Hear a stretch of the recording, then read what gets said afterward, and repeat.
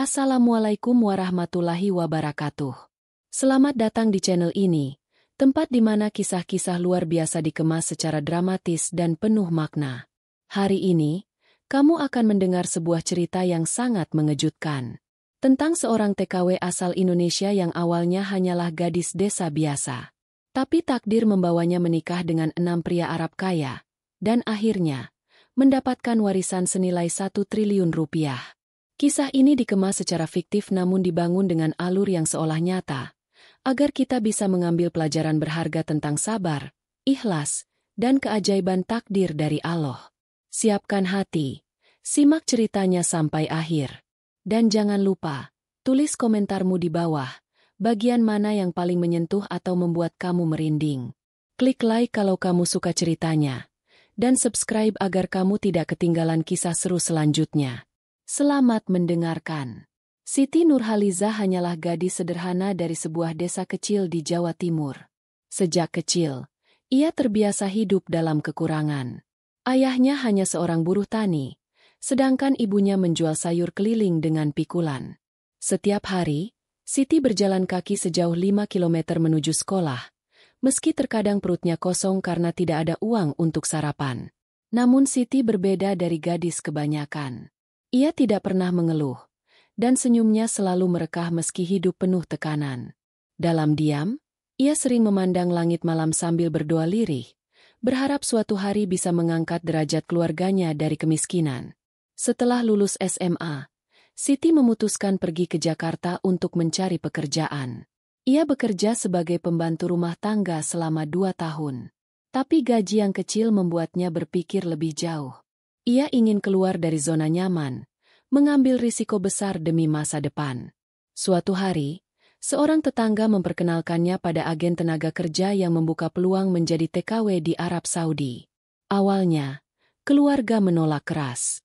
Namun setelah banyak pertimbangan dan melihat semangat Siti yang tak tergoyahkan, akhirnya mereka merelakan kepergiannya.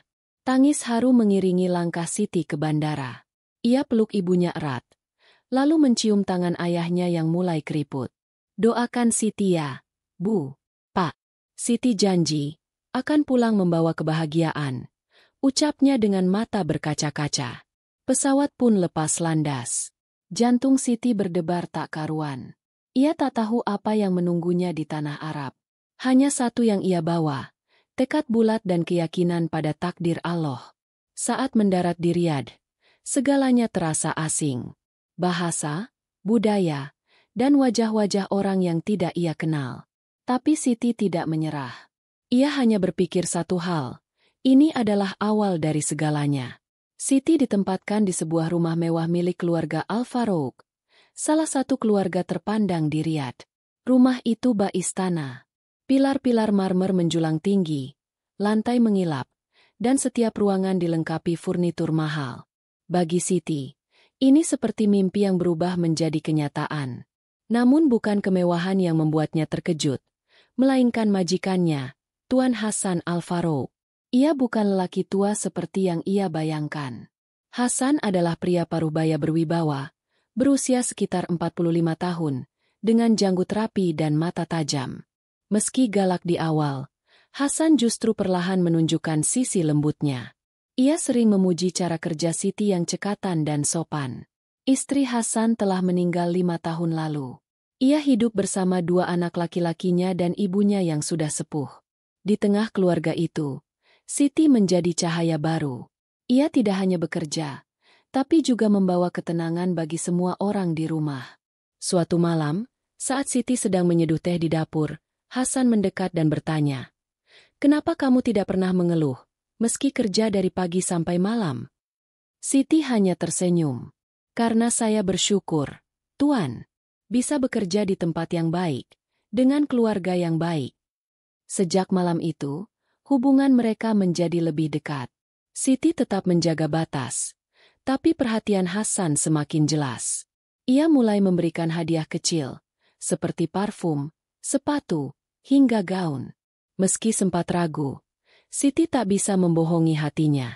Ada sesuatu yang tumbuh di antara mereka. Beberapa bulan kemudian, Hasan membuat keputusan mengejutkan. Ia mengajak Siti berbicara di taman rumahnya. Saat langit riat dipenuhi bintang. Aku ingin menikahimu, Siti. Bukan karena kasihan, tapi karena aku yakin, kamu adalah perempuan yang Allah kirim untuk melengkapi hidupku. Siti terdiam. Dadanya bergetar. Tak pernah terlintas dalam pikirannya akan menjadi istri seorang bangsawan Arab. Ia menatap mata Hasan, dan dari lubuk hati yang terdalam, ia menjawab dengan suara pelan. Jika itu kehendak Allah, saya siap. Pernikahan berlangsung secara sah dan sederhana.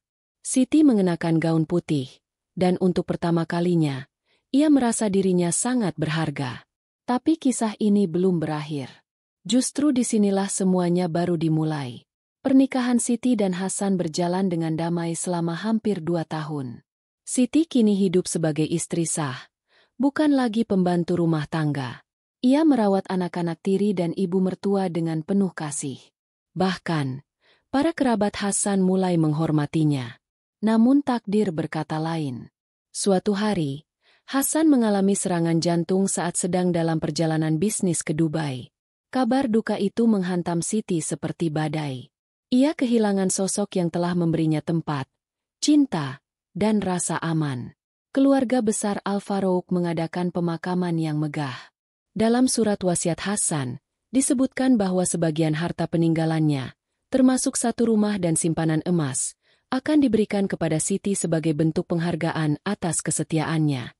Setelah masa idah berlalu, Siti tidak kembali ke Indonesia. Ia memilih tinggal di Riyadh dan mulai bekerja sebagai penerjemah di sebuah pusat kebudayaan, berkat kemampuannya berbahasa Arab yang terus diasah.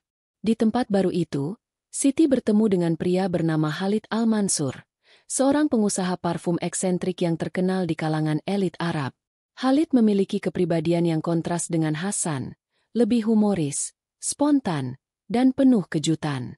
Ia sering mengundang Siti untuk meninjau pengembangan produk baru, bahkan mengajaknya berdiskusi soal strategi bisnis. Lama-kelamaan, kedekatan mereka berubah menjadi kekaguman. Khalid mulai jatuh cinta, dan berbeda dari pria kebanyakan, ia mengungkapkan perasaannya dengan sangat langsung. Aku tahu kamu pernah mencintai orang lain, ucap Khalid saat makan malam di balkon apartemennya. Tapi izinkan aku menjadi babak baru dalam hidupmu. Aku tidak bisa menjanjikan keabadian, tapi aku bisa membuatmu tertawa setiap hari. Siti tertawa kecil, untuk pertama kalinya sejak Hasan wafat. Ia melihat Khalid sebagai kesempatan kedua dalam hidup, bukan untuk menggantikan, tapi untuk melanjutkan. Pernikahan mereka berlangsung tertutup, hanya dihadiri keluarga dan beberapa sahabat dekat. Siti mulai terbiasa hidup di lingkaran keluarga elit, dan kali ini sebagai istri dari pria yang memiliki jaringan bisnis hingga ke Eropa. Namun di balik tawa dan kebahagiaan baru itu, Siti tidak tahu bahwa hidupnya akan terus dipertemukan dengan pria-pria tak terduga. Semua dengan satu benang merah, cinta, warisan, dan takdir yang penuh kejutan. Beberapa bulan setelah menikah dengan Khalid, Siti diajak menghadiri pameran parfum internasional di Doha, Qatar. Di acara itu, ia dikenalkan dengan banyak pengusaha besar dari berbagai negara. Salah satunya adalah Sheikh Mutaib Al-Harbi, seorang duda kaya raya asal Uni Emirat Arab yang memiliki jaringan hotel bintang 5 di Timur Tengah. Mutaib dikenal sebagai pria pendiam dan penuh perhitungan. Ia berbicara sedikit, tapi sekali berbicara, semua orang mendengarkan. Saat berkenalan dengan Siti, ia hanya mengangguk sopan, tapi sorot matanya menunjukkan rasa tertarik yang tidak bisa disembunyikan. Setelah acara berakhir, Mutaib diam-diam menghubungi Khalid melalui jalur pribadi. Ia menyampaikan niat yang tak biasa, ingin melamar Siti sebagai istri keduanya. Bagi sebagian orang, permintaan seperti ini mungkin terdengar gila. Tapi di dunia para elit Timur Tengah, hal semacam ini bisa terjadi, karena alasan spiritual, bisnis, bahkan politik keluarga. Khalid, yang sangat menghormati tradisi dan tak ingin menghalangi takdir seseorang, justru menyampaikan niat itu langsung pada Siti. Meski awalnya marah dan merasa seperti barang yang diperebutkan, Siti akhirnya meminta waktu untuk berpikir. Ia merenung selama berhari-hari. Ia tahu betul bagaimana rumitnya kehidupan sebagai istri dari orang berpengaruh. Tapi ia juga tak bisa menutup mata pada kenyataan bahwa Mutaib bukan hanya tertarik pada fisiknya, tapi kagum pada integritas dan ketulusan hatinya. Akhirnya, Siti membuat keputusan mengejutkan. Dengan restu Khalid, ia menerima pinangan Mutaib dan menikah secara sah dengan syarat tertentu. Hak-haknya sebagai perempuan tetap dijaga, dan kehidupannya tidak boleh dikendalikan sepihak. Pernikahan itu menjadi perbincangan di kalangan sosialita. Banyak yang iri, banyak pula yang mencibir. Tapi Siti hanya fokus pada satu hal, menjalani semuanya dengan ikhlas dan bijak. Hidupnya kini terbagi antara Riyadh, Dubai, dan Abu Dhabi.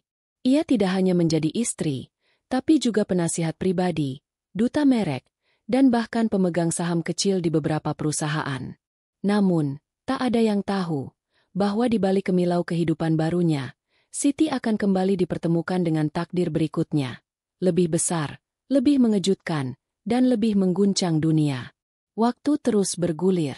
Siti kini dikenal di kalangan elit Arab sebagai perempuan Indonesia yang memiliki pesona lembut, kecerdasan bisnis, dan kepribadian yang luar biasa.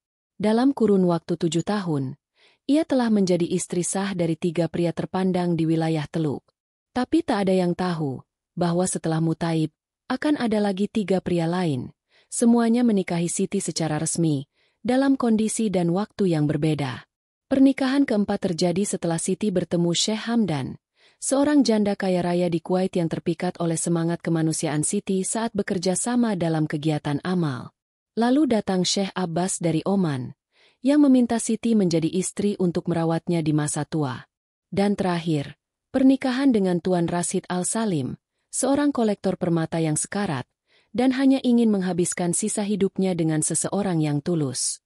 6 suami, 6 pernikahan, 6 kisah berbeda. Dan dari semua itu, satu kesamaan mengikat. Siti tidak pernah meminta apapun. Ia hanya memberi cinta, waktu, tenaga, dan doa. Namun, Allah punya rencana lebih besar. Setelah bertahun-tahun hidup berpindah-pindah, satu demi satu dari suami-suaminya wafat, semuanya dalam kondisi alami, sebagian karena usia lanjut, sebagian karena penyakit bawaan. Tak lama setelah wafatnya Tuan Rashid, sebuah pengumuman besar disampaikan oleh firma hukum internasional yang menangani kekayaan para mendiang. Siti dipanggil ke Dubai untuk menghadiri pertemuan khusus. Di ruangan besar berisi para pengacara dan notaris, ia mendengar kalimat yang membuat lututnya lemas. Berdasarkan surat wasiat sah dari masing-masing mendiang suami Anda, serta dokumen waris yang telah diverifikasi oleh Mahkamah Syariah, Anda, Siti Nurhaliza binti Suryadi, berhak menerima total kekayaan warisan senilai 1 triliun rupiah. Ruangan itu sunyi. Siti tak sanggup berkata-kata. Ia hanya menunduk, dan air matanya jatuh satu persatu. Bukan karena jumlah uang itu, tapi karena ia teringat pada sawah kecil di kampung, rumah berdinding bambu, dan ibunya yang pernah berkata, "Kalau kamu sabar, kelak Allah akan beri kamu lebih dari cukup." Warisan itu tidak mengubah Siti. Ia tidak membeli istana, tidak membangun kerajaan bisnis, tidak hidup dalam kemewahan berlebihan. Ia kembali ke Indonesia diam-diam, membangun rumah sakit gratis di daerah terpencil, membiayai sekolah, dan membuka lapangan kerja bagi para janda dan yatim piatu. Nama Siti mungkin tak masuk berita besar, tapi di hati banyak orang, ia adalah legenda. Seorang gadis desa, yang dengan kesabaran dan ketulusan, telah menaklukkan dunia tanpa pernah berniat melakukannya. Kisah Siti Nurhaliza mengajarkan bahwa ketulusan, kesabaran, dan keyakinan kepada Allah akan membuka jalan rezeki dan kebaikan yang tak disangka-sangka. Seperti firman-Nya, sesungguhnya Allah tidak akan mengubah keadaan suatu kaum sampai mereka mengubah keadaan diri mereka sendiri. Surah Ar-Ra'd ayat 11.